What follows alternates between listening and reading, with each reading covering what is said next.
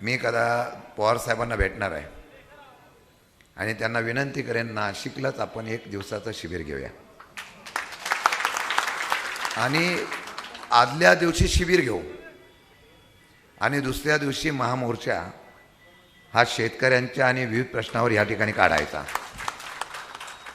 कारण बऱ्याच लोकांचं या नाशिकवर लक्ष आहे.